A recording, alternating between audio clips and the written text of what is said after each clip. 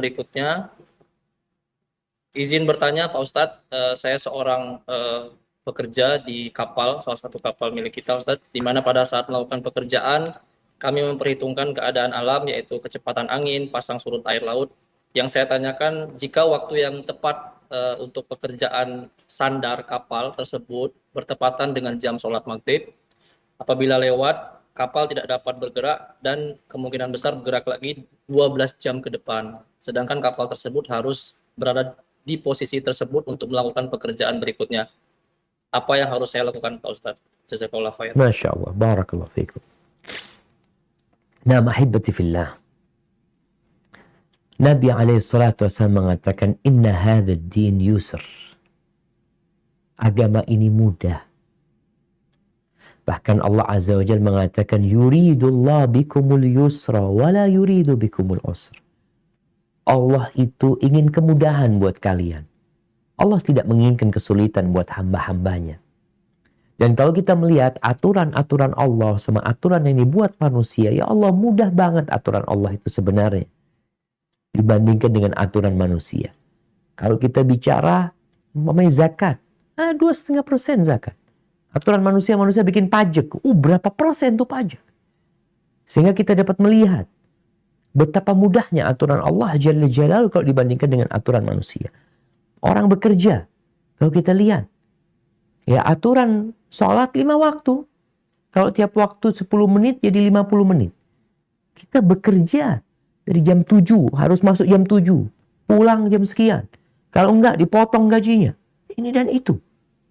Allah Subhanahu wa ta'ala memberikan kemudahan buat kita. Terus bagaimana dengan tadi? Masalah yang disebutkan. Kalau memang waktunya bertepatan dengan maghrib, maka niatkan sholatnya di jamak. Maghrib sama isya. Di jamak. Sholat yang bisa di jamak, dia jamak. Karena memang tadi disebutkan, itu sebuah kesulitan. Kalau memang akhirnya bisa nunggu 12 jam tadi disebutkan.